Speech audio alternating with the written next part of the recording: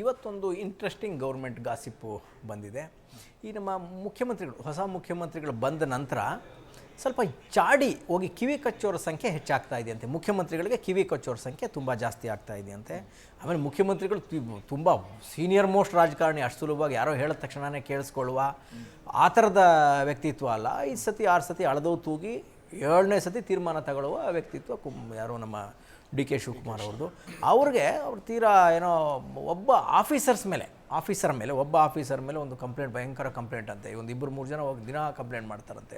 ಇಲ್ಲ ಸರ್, ಅವನು ಮೈಸೂರಲ್ಲಿ ಏನೋ 20 ಕೋಟಿ ಮನೆ ಕಟ್ಬಿಟ್ಟ ಅಂತ ಒಬ್ಬರು ಹೇಳ್ತಾರಂತೆ.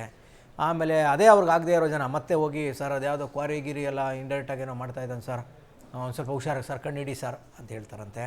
ಆಮೇಲೆ ಬೇರೆಯವರು ಇನ್ನೊಂದೇನೋ ಸರ್ ಅವ್ರ ಮೇಲೆ ಹಿಂಗೆ ಹೇಳ್ಬಿಟ್ರು ಸರ್, ಇವ್ರ ಮೇಲೆ ಹಿಂಗೆ ಹೇಳ್ಬಿಟ್ರು ಸರ್ ಅಂತ ಹೇಳ್ತಾರಂತೆ.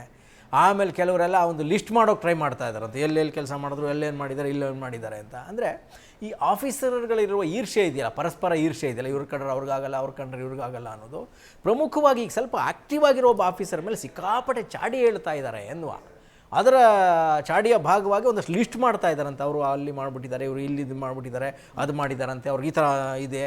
ಈ ರೀತಿಯ ಒಂದು ಚಾಡಿಯ ಗಾಸಿಪ್ ಇವತ್ತು ನಮಗೆ ಬಂದಿದೆ ವಸಂತ್.